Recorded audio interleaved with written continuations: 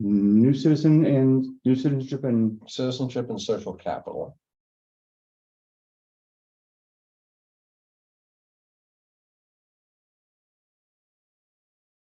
I'm interested in this subject. Well, that's something, I suppose.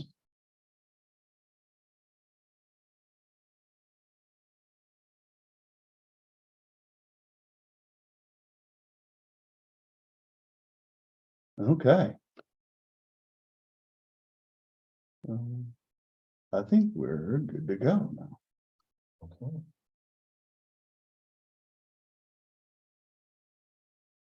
All right.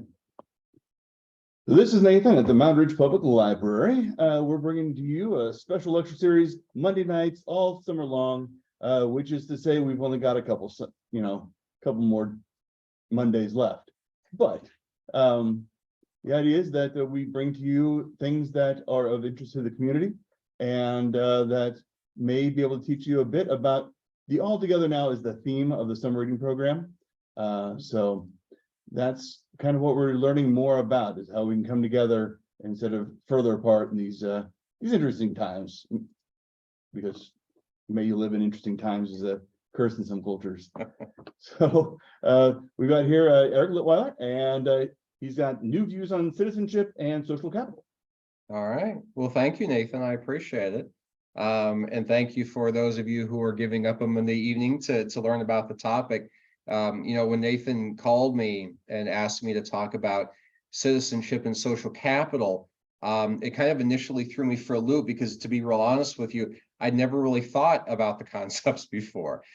So tonight I'm going to kind of lead you through my thought process this evening as I learned these topics well enough to feel like I could present to you, and hopefully as we go on that journey together, you'll get some ideas as well. So I started off certainly by looking at the concept of citizenship, and technically citizenship is just a legal status that describes the relationship between a person and a state. The state could be Kansas, it could be Switzerland. I grew up in Indiana, but I was born in Puerto Rico. And while I hope that most of you are aware that Puerto Rico is a part of the United States, the fact that my birth certificate is in Spanish has always kind of thrown people over the years. And when I went back several years ago to visit Puerto Rico for the first time, as soon as everyone learned that I was born there, they all immediately claimed me as one of their own. And certainly it wouldn't have changed my legal citizenship. I still would have been a citizen of the United States, but they all had this desire for me to live in, and more importantly, to identify as Puerto Rican. Now, regardless of my citizenship, as a citizen of any legally defined geographic area or boundary, we have certain rights and responsibilities. Our rights, of course, are laid out in the Constitution, as many of us know, things like freedom of assembly, right to bear arms, right to a speedy trial by my peers, et cetera, et cetera. But there's really not any document that outlines the responsibilities of citizenship. And I think that's interesting. There is a consensus that there are a small number of civic responsibilities that come with citizenship in the United States. Some of them are requirements, things like obeying the law, paying taxes, serving jury duty when called, certainly depending on the time in history, offering military service is one of those as well. But then in addition to the legal responsibilities, we have kind of a non-legal obligation to do some things as well. These include things like voting. You're not legally required to vote, but it is kind of an implied responsibility of citizenship. And also a second one is to contribute to society. That really comes from the United States Oath of Allegiance. It's what they call performing work of national importance. So if you are sworn in to citizenship of the United States from another country, you do actually swear to these things. Problem is, of course, most of us are born here and we will never have to swear an oath to perform work of national importance. So some of the talk this evening will be about the what and the how and the why, hopefully. Most of us choose to do that kind of work anyway, even if we're not actually swearing an oath to do so. So I researched that, I got that information, but I did really, at that point, didn't really have a clue how to make an hour-long speech out of that.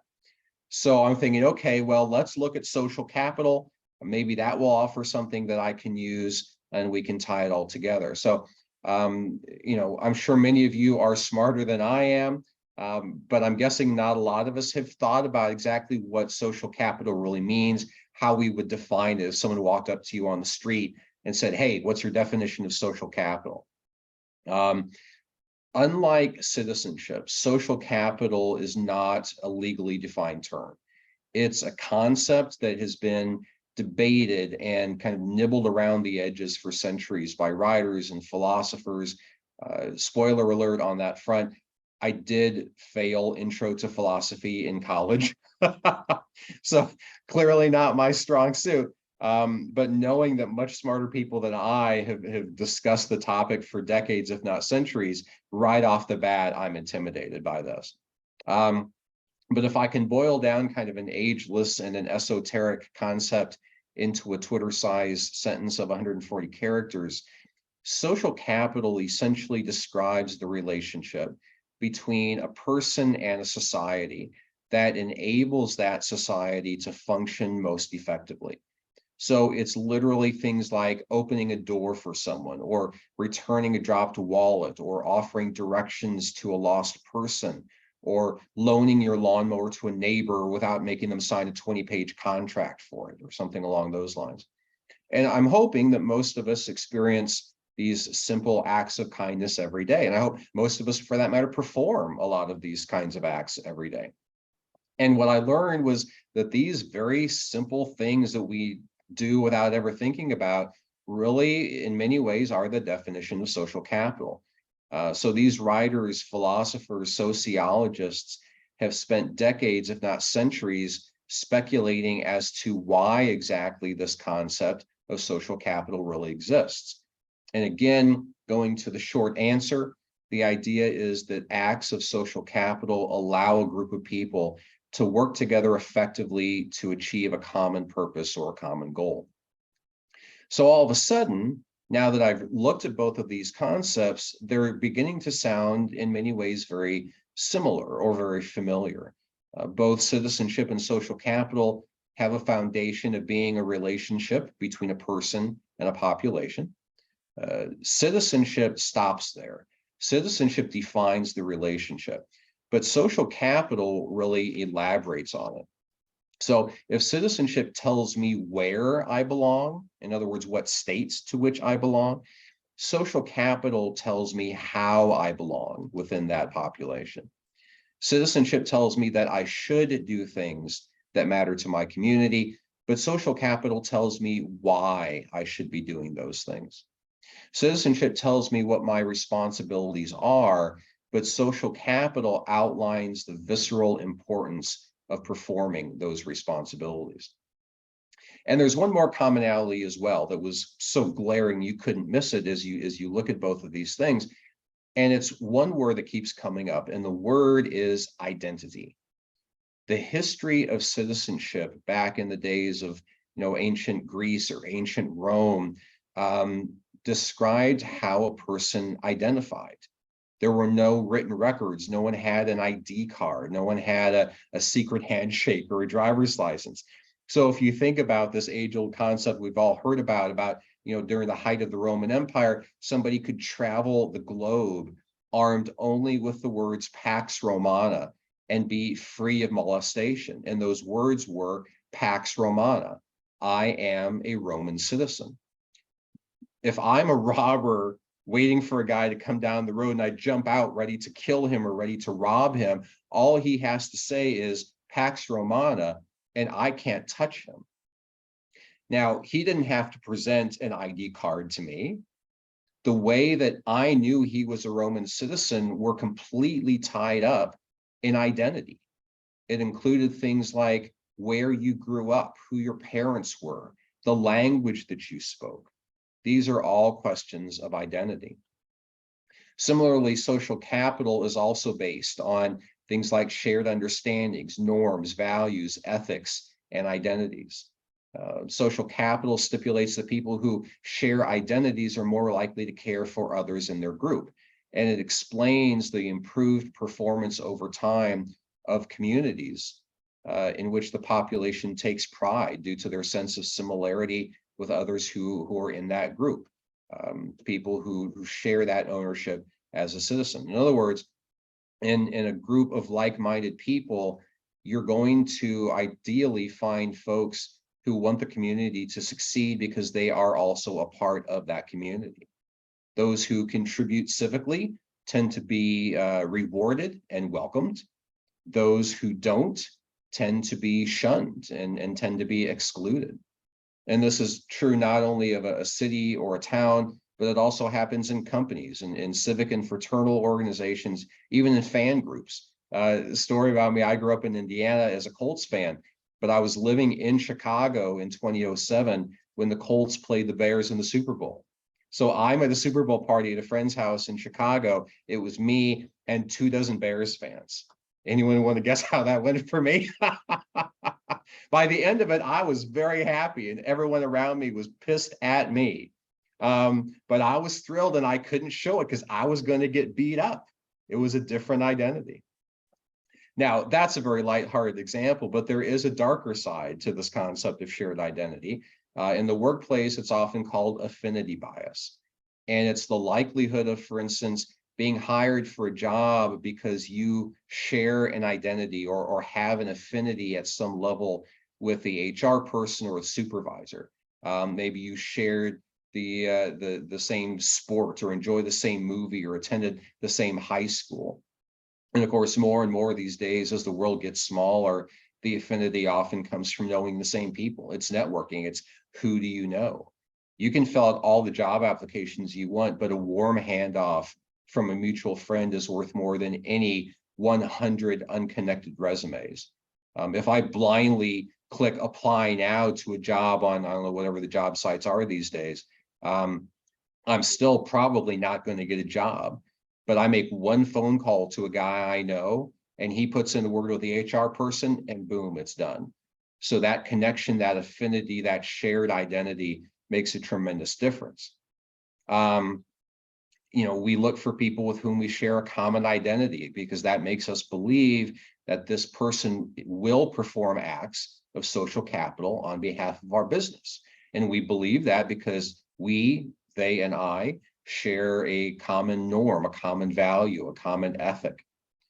In my office, we have a database of 850 companies where someone within my organization has a relationship with someone in leadership of those companies, right? Because I can call, I don't know, Bradbury all day long to see about getting a meeting to discuss charitable investment that they might be willing to make on behalf of my organization.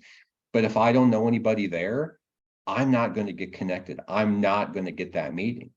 Or if I do, the odds of getting what I want out of the meeting are very slim. My rate of success goes up significantly if I just make one phone call to Bruce Weaver, because I already know him. He's already a friend. We already have the affinity. So even though affinity and common identity, the productivity of relationships increases. But you have to balance that against the dark side of the affinity bias, which is creating a company of 200 people who all engage in groupthink because they're so similar. They can't think of anything outside of their narrow scope. And so there's no one then in the company to say, hey, I understand where you're coming from, but what about this? No one thinks of the what about this because everyone's thinking exactly the same way. So you have to be careful of that. Yes, you want the company to move forward. Yes, you want people to be aiming for the same goals and think in similar ways, but having that outlier of people who are able and willing to think outside the box and offer the counterintuitive idea are also really important to avoid the death that can easily come with groupthink.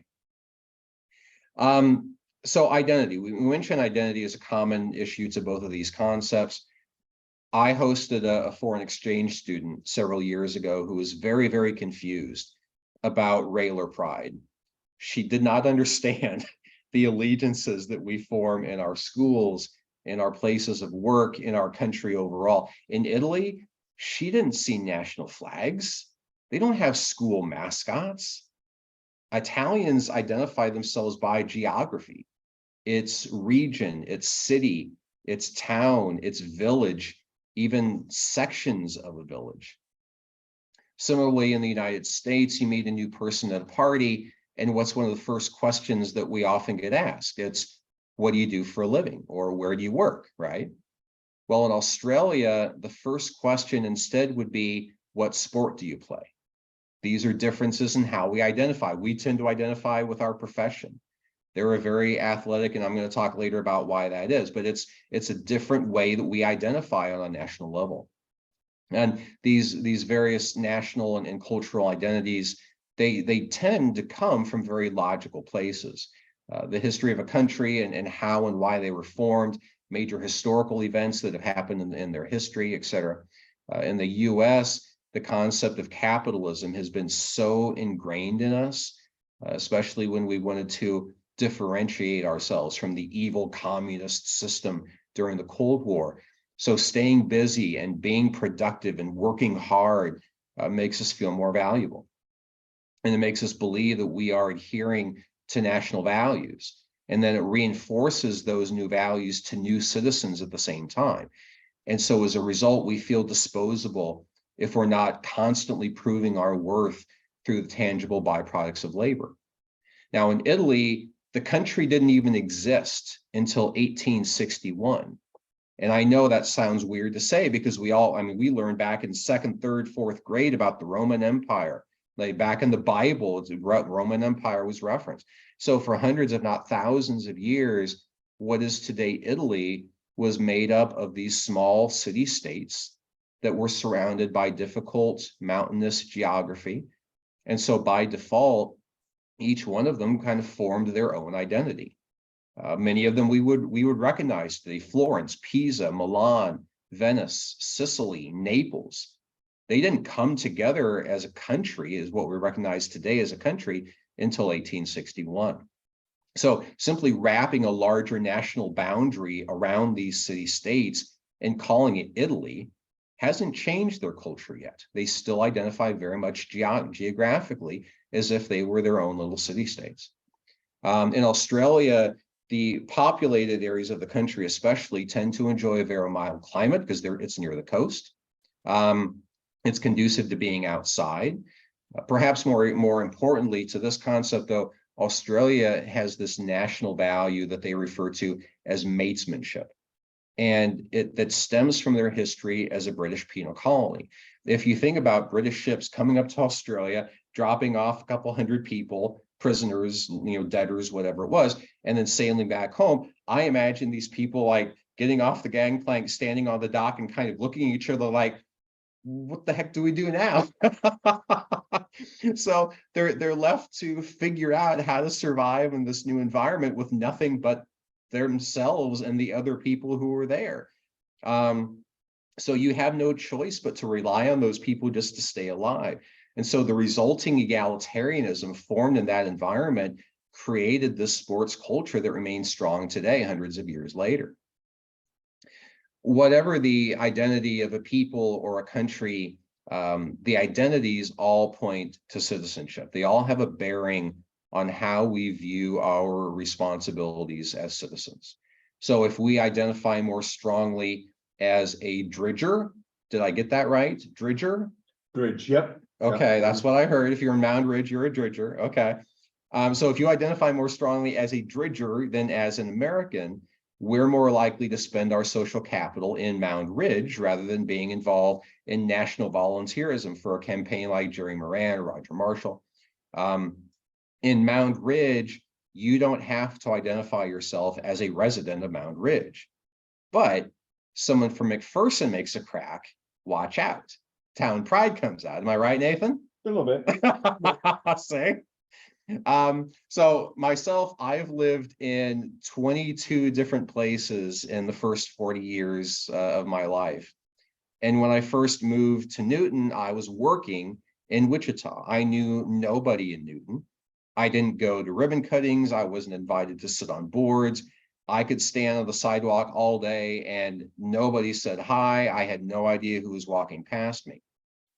But all of a sudden, when I started working in Newton, I was invited to join the chamber board.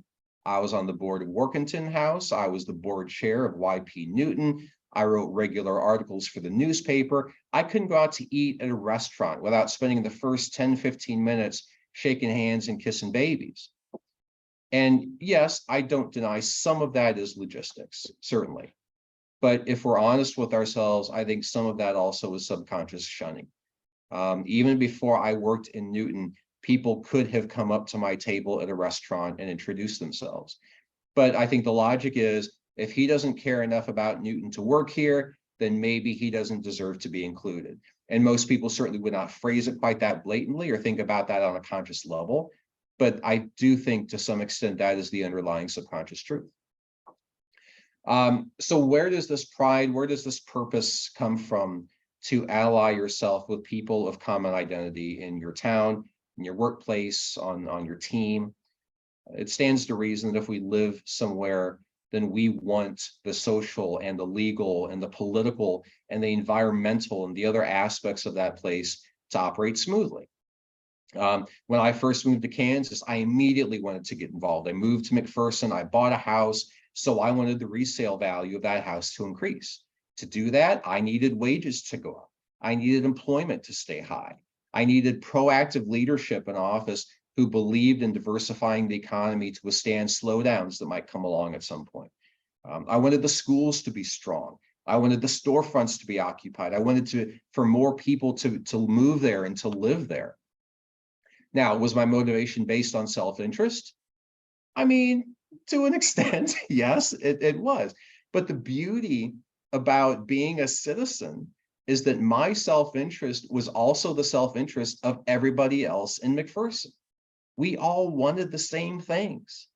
And that's the beauty of social capital. Yes, it does make your life better, but it makes everyone else's life better too, because you share your values and your norms and your identities with all your fellow citizens. So in that situation, we're more likely to jump in and help where and how we can. We're more likely to offer our time, our talents, and our treasure toward the common purpose of making our community a better place. And when our community is better, and so is yours, then the region is better. When the region is better, the state is better, the country is better, the world is better. So let's look at how this plays out in the real world. Last year, 61 million people in the United States contributed 4.1 billion hours of time to charitable causes. The economic value of that time was placed in the neighborhood of $123 billion by the federal government. So each one of those individuals, generally without even realizing it, placed a value on their time of about $30 per hour and donated 67 hours or $2,000 to their community just of their time. That's time, and that's arguably our most perishable asset, because if we miss an opportunity to spend even 1 minute doing something productive, then that minute is gone. We're never going to get that minute back. And while the concept of social capital certainly doesn't dictate that you spend every minute trying to make the world a better place, it does implore us to spend some of our time on issues of the day. That's what social capital is using what we have to help others. So the United States actually has a really long history of volunteering, certainly for momentous occasions that affected the whole citizenry. It's widely considered to have started during the Revolutionary War, which makes sense because that's when we became a country, I suppose. But non-combatants during the Revolutionary War didn't know how else to help. If they couldn't pick up a gun and go fight, then what did they do? And so they ended up providing medical care or cooking meals or making bandages. The Great Depression was another time in our history when those who had the ability to help served those who did not have the ability to do anything. Unemployment during the Great Depression was just under 20%, but that still meant that over 80% of Americans had a job. And while wages unquestionably dropped, I think on average it was about 40% wage drop during that time for those who had jobs, that still meant that there were people who had the capacity to help. And that was exactly the kind of situation where help was required and help was given. Now, what about talent? Time was donated last year doing something. And presumably it was donated by people who were using their talent during that time. So they were donating graphic design services. They were offering construction expertise. They were donating coding skills or artistic abilities, any number of things. I formerly served on the board of Make Harvey, the Harvey County Makerspace, and I got to know a guy on the board with me who made a very purposeful attempt every single day to help someone with something. And if he didn't happen to come across a motorist with a flat tire or someone needing help crossing a busy street, he would go on Facebook and he would say, hey, who do I know who needs some help with something today? And he would just put it out there and somebody would say, oh, I could use your help with this. I know that because on one of those days when he posted that he wanted to help somebody that day, I actually had him come up to my place. I had a big post. I was building a barn at the time. It was like quintupled 2x10s, I want to say. It was a beefy, big old post. I could not have lifted it by myself. I said, hey, I dug this big hole, but I got to put the post in the hole. Can't move it by myself. He drove up to my place. We carried it out to the barn and dumped it in the hole. So that was his good deed for the day, if you will. That was his use of social capital for that day. But it's very easy, I think, for us to forget that we have talents. It's very easy to look at other people and see things that maybe we're not good at. And so we think we don't have talents to offer.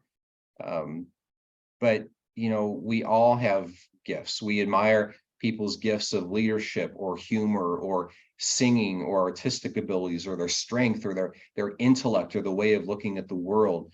As a man of faith, I very firmly believe that we've all been endowed with a unique set of gifts and skills and talents, and we are charged with going out into the world and sharing and using those gifts to make our world a better place. And when I say that out loud, doesn't that sound remarkably like social capital? Now, thirdly, treasure. Obviously, in the triad of time, talent, and treasure, treasure is probably the most easily understood. For those who choose to reserve their time for their own pursuits, which is certainly their prerogative, or who maybe haven't figured out what their talents are. It takes us a number of years sometimes. And for those folks, then writing a check to a cause or to a mission is how we can play our part in the networks that form the social capital of our communities. I remember a few years ago having a it was a casual conversation with another guy in the nonprofit sector, and he shared with me his idea for a new national tax system, which has always kind of stuck with me. His thinking was that instead of writing a check to the IRS for our overdue taxes every year, to the IRS, let's say $10,000, he suggested that the IRS should only collect half of our income tax debt, but as a nation, we would then have the requirement that the other half of what we owe in taxes has to go to the nonprofit sector. Any nonprofit sector that or organization that they choose, but the other half, the other 5,000 in the scenario, has to go to the nonprofits. And so I kind of like that, instead of the federal government giving grant funding and subsidizing nonprofits that contribute to the social good, then we as individual consumers would get to decide where that money goes. And I kind of liked the idea. I do think, again, maybe a little selfishly, it might kind of weed out some of the duplication that exists in bigger areas like Wichita. Of course, that's easier for me to say when I work in a gigantic nonprofit, but it's probably best for the world that I don't get to make those kinds of decisions. Because if I worked in a two-person office, I'm not sure I'd like that idea quite as well. So if social capital dictates that the networks in which we exist are there to ensure the positive functioning of society, then we all need to be thinking about what it is that we bring to the table in the context of each of those three relationships, the time, the talent, and the treasure, to make sure that those networks are operating properly. So just a few examples. At any given moment, we are a parent. What are we doing in that moment to ensure that we're parenting in such a way that we're making our children's lives better and that our children children will grow up to be a positive force in the world. We are an employee, we're a coworker, we're the professional face of the organization to everyone who knows where we work. When I moved to McPherson about 12 years ago, I was reminded by my parents that small towns can feel like a fishbowl. Everybody knows your business. So I needed to be very cognizant of what I was doing at any moment, because someone was going to see it. And they were going to judge me personally, but they were also going to judge my employer based on my actions. And certainly in hindsight, they were not wrong. I ran into that quite a few times.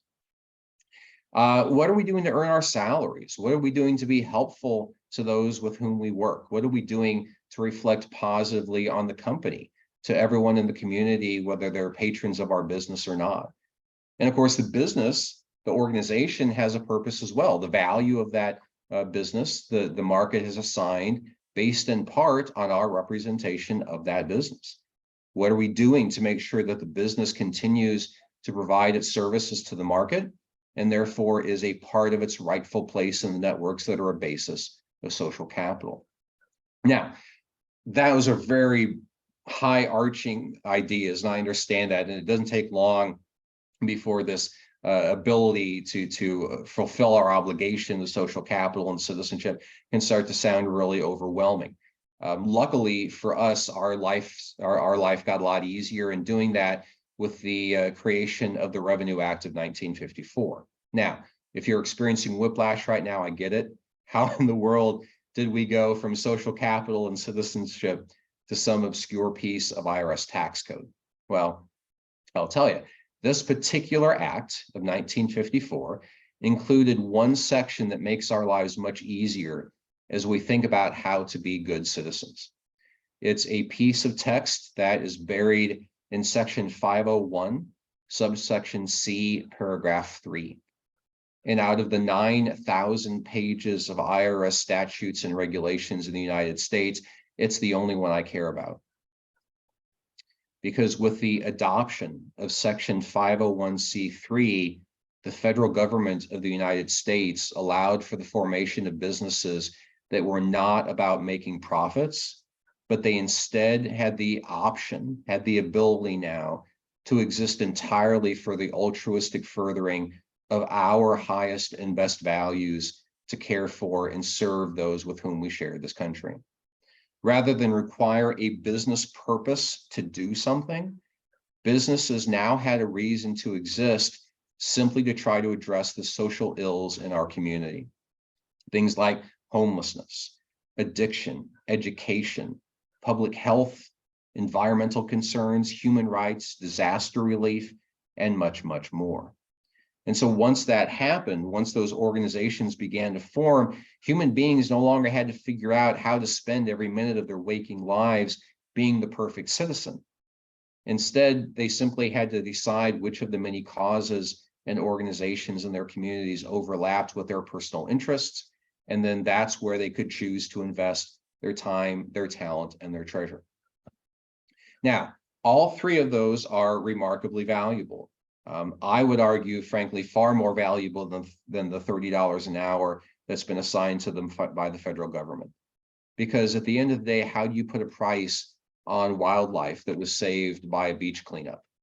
Or a child who's learned to read on the knee of a mentor? Or a homeless person who had the energy to go to an interview and was hired 2 hours after receiving a hot meal? I often remind myself of the important adage that a chain is only as strong as its weakest link. We exist in the middle of a state that's in the middle of a country. And sometimes that can lead us to feel very insulated. But like it or not, we are part of a broader community. You may not be impacted day to day by the partisan politics of Washington, D.C., but you are impacted by mental health. Otherwise, Mound Ridge wouldn't have Mercy Therapy. You are impacted by childcare or by senior care and housing. Otherwise, you wouldn't have Mound Ridge Manor. You are impacted by food security or insecurity. Otherwise, you wouldn't have a food pantry. And all of those causes matter to some segment of your local population, or else there wouldn't be people supportive enough of those organizations for them to still be here. We vote with our time and we vote with our dollars. And it's very, very easy to say that you care about something, but I am going to look and see how and where your hours and your money is being spent. If you say that you care about local farmers, but instead of buying fresh eggs from Grays and Lays, you go to Walmart and buy the cheapest dozen you can find, then you're lying to me. If you say you care about the education that your children and grandchildren get, but you won't shut off the TV or set down your phone to read to them or to go over their homework, then your words ring hollow to me. You don't ever have to tell me what you care about. All I have to see is where you spend your time and where you spend your money, and I've got my answer. So 4.1 billion hours given by only 23% of the population. $471 billion donated by just 55% of American households. Yet nonprofit organizations in the United States added $2 trillion to the economy last year. That's $826 billion in salaries, benefits, and payroll taxes, and nearly another $1 trillion on the consumption of goods and services that drive economic output and jobs creation. 120,000 people in Kansas work in the nonprofit sector. Nathan does. I do too. 1 in 12 people work in the nonprofit sector. 2,000 people live in this town. And as citizens of Mound Ridge who want this town to succeed and to grow, your social capital is needed to make that happen. So I work for an organization down in Wichita called MHA, stands for Mental Health Association of South Central Kansas. We employ about 200 people. We have a roughly $10 million annual operating budget, and that does make us by far one of the largest nonprofits in the city, probably in the state. We serve the mental health needs of about 10,000 people every year. We have entire divisions dedicated to children, to seniors, to families, to veterans. We are the largest nonprofit housing provider in the entire state of Kansas for people living with mental illness. And what's more importantly to the topic tonight is that we provide those services almost entirely at no cost to the public. So imagine for a second how those services could be replaced if people like you didn't internalize the value that a business like MHA brings to the entire South Central Kansas region. There are for-profit businesses that serve the mental health space too. Yes, that you're not wrong. But what happens in any industry sector is that if there are parts of a business model that have the potential to make money, then someone separates those aspects and starts a for-profit organization. There are parts of a business like ours that will never make money. And so that's left to us. For-profits take the part of a business model from which money can be made, and they go do that thing. And then nonprofit businesses do the rest, leaving us to rely entirely on private investment and charitable and generous people like you to provide the financial and in-kind support to make it possible. So by way of example, there is money to be made in outpatient counseling. You walk into Dr. Jill's therapy office and say you have depression, you pay a fee for an hour to talk to a trained therapist. So there are plenty of for-profit therapy offices. And there are demographics of the population who can afford to pay for themselves or for someone they love to get treatment for a substance use disorder. So there are places like Bel Air Recovery Center and Holland Pathways. But you're never going to turn giving free socks to people experiencing homelessness into a business model that the private market will care about.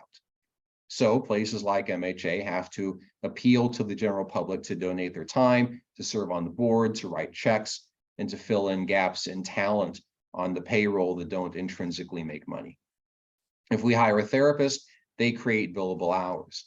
But a staff position like mine that writes press releases and newsletters and social media posts doesn't generate additional revenue. So if it weren't for people who are willing to invest their social capital in MHA, my job wouldn't generate an income. And yet hundreds of thousands of Kansans every year see how mental illness impacts their grandchildren, their neighbors, their friends at church. So once you see that, people tend to become far more willing to invest their time, their talent, and their treasure in the cause. Now, I don't want to speak for Nathan, but I'm guessing he feels the same way. And I'm going to go to his industry sector a little bit. If you want a book, he'd probably prefer that you get it here. But since there is money to be made from people who want books, Amazon exists, Barnes and Noble exists. They've tried to filter away the profitable aspects of getting a book, leaving Nathan with the library. The library is a wonderful place, don't get me wrong, but I'm just saying, it's not making a lot of money. Is that safe to say? That is very safe to say. Okay. I used to work at a retirement community up in McPherson. We had a large independent living sector, people who, over 65, 70, very, they love to travel and they got around and they went to the zoo and they did all the fun things. But there was a for-profit independent living community literally right around the corner from our campus, because the independent living is the profitable sector in senior care. Imagine a world where no services existed unless the person receiving those services could pay for it. People's houses would burn down because they couldn't pay a firefighter to put it out. There would be no libraries. There would be no social safety net. People would be bleeding out in a hospital emergency room and would be carried out and left on the sidewalk because they couldn't pay their doctor or they didn't have insurance. When a tornado or a flood destroyed your home or your town, you would be utterly destitute. No one would be cleaning up oil spills.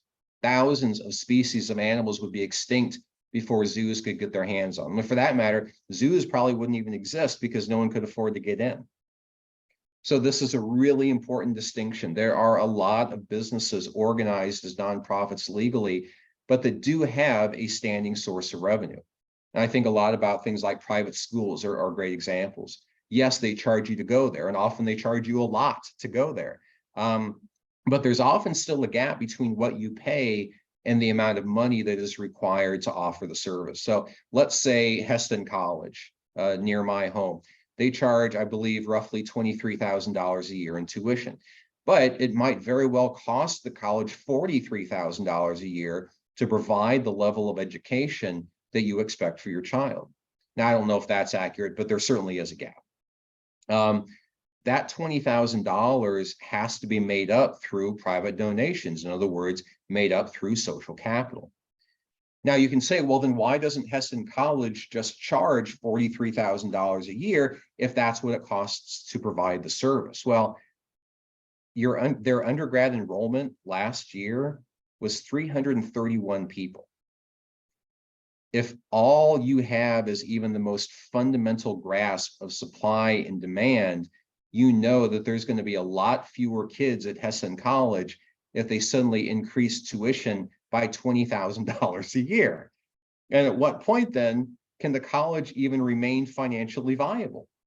Can they stay open if there are only 100 kids who go there? 50? 25?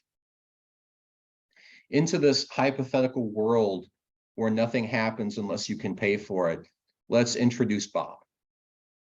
Bob grew up in a home with a parade of his mother's boyfriends living with him. One of them, who stayed several years, regularly beat Bob, but when he told his mother about it, she dismissed it, even though she herself often had bruises on her face. In high school, Bob discovered alcohol, and he learned that it temporarily quieted the pain. Eventually, Bob got out of the house, but he never got out of the habit. Now, after high school, Bob got a job, and he moved to Mound Ridge. He met a woman at work, they bonded over alcohol, and they eventually had 2 boys together before she left. Now, Bob was what you would call a high-functioning alcoholic, so he was able to retain custody of their 2 boys. He had a few write-ups at work for missing days, mostly Mondays after hard drinking weekends. And if you had asked HR, they would have said that he was a very heavy user of the company health insurance. His coworkers would have told you that they sometimes got annoyed at how often they had to cover for him when he wasn't there, but he was a good guy, so they didn't make a huge issue out of it. His sons had learned a long time ago to stay out of his way when he was drinking, and when the older one got his driver's license, he often took his brother with him to stay at friends' houses. The younger son had a learning disability, but he didn't feel comfortable going to his father for help, and certainly didn't want to ask his dad to pay for a tutor since there was hardly any money for food, and it wasn't very uncommon to see a final notice in the mailbox on any given day. Now, the older son in particular has been acting out and skipping school, so his grades are low and he's not even bothering to apply for college. In fact, with his truancy rate where it is, statistically, his odds of graduating from high school are about 20% lower than his peers, and he's 25% less likely to enroll in any kind of education beyond high school, even assuming that he graduates. Now, when COVID hit, Bob's work stress got the better of him, to the point that one day he blatantly showed up to work drunk and he was promptly fired. By the time the boys got home from school, their father was passed out on the living room floor, and they had to call 911 because they couldn't wake him up. That's happened several times now, and it wasn't helped by the eviction notice that they found taped to their door one day.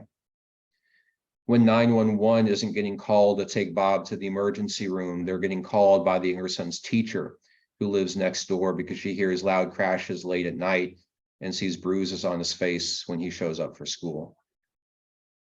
After one too many of those times, the teacher told a friend of hers who works at a mental health nonprofit, they don't just address the profitable parts of Bob's treatment plan. Under one roof, they offer substance abuse counseling for Bob, and when he's ready for it, they have a program to help him find a working environment more suited to his skills and talents, and it has a culture where mental health is openly talked about by leadership. The same organization also has both boys attending group programs in their school, so they can see that they're not the only ones who are struggling with difficult home environments like this. The program teaches them healthy and sustainable coping skills to deal with what's going on in their lives. They've each been assigned adult volunteers to help them open up about their struggles at home and at school, and those mentors ensure that they're getting the most benefit from local resources that they can. And their caseworkers also help them find tutoring and assistance for learning disabilities, but also hold them accountable to achieving realistic goals along their customized treatment plans. Now, all three of them are participating in family stabilization program, where Bob is taking parenting classes to break the cycle of abuse that he experienced as a child and has now started passing along to his kids. And they also conduct therapy groups with Bob and other parents, as well as provide things like resume preparation, mock interviews, etc. And finally, Bob is also on the wait list with the same organization in their housing division to get safe and stable housing that he can afford for his family, so that he can more reliably put food on the table and not keep getting those final notices. Now, why should you care? I mean, that's great for Bob, but that's Bob. It's not you, right? And that's true. But here's the thing. Bob worked for your company, and he was costing that company around $30,000 every single year that could have been higher salaries or better benefits for you. But instead, it was being spent on subsidizing police departments and prisons and hospital emergency rooms. He was a heavy user of the local social safety net, which is funded by your personal tax dollars.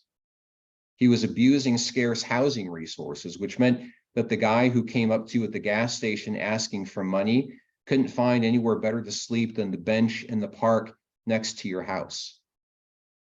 His boys were using a disproportionate share of the limited resources available at Mound Ridge High School. So your children were not getting the quality of education that you're paying for. And despite the increased attention, those two boys were far less likely to get the level of education that they otherwise could have. And that means fewer of the high quality employees that Mound Ridge needs to adapt to future innovations in construction and teaching and manufacturing and municipal services.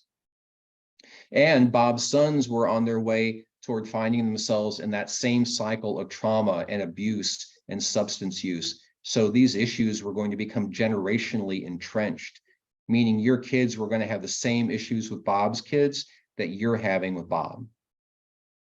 Without a single nonprofit business able to provide comprehensive services, regardless of the profit potential, Bob was likely going to be sent all over the county, maybe even all over the state, to different organizations to provide him with the care that he needed. And so were his kids, except each on their own schedules, despite the fact that they don't all three have reliable transportation.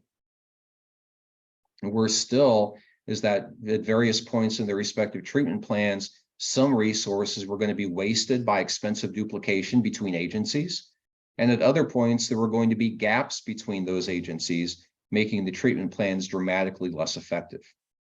So without the social capital offered by the citizens of Mound Ridge to keep the nonprofit sector functioning, to serve everyone who needs help, then the positive ending of the scenario I just gave you is not possible. Instead, Bob is now a homeless addict.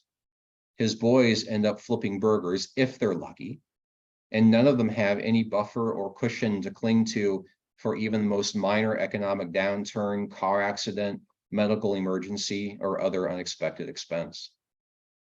If indeed a chain is only as strong as its weakest link, Mound Ridge is now weaker because one of its citizens has been allowed to end up in this situation, which drains your tax dollars and the social safety net because of the unwillingness for anyone to step up and expend their social capital to make someone else's life better. And that's not the kind of town that you want, and it's not the kind of state that we want.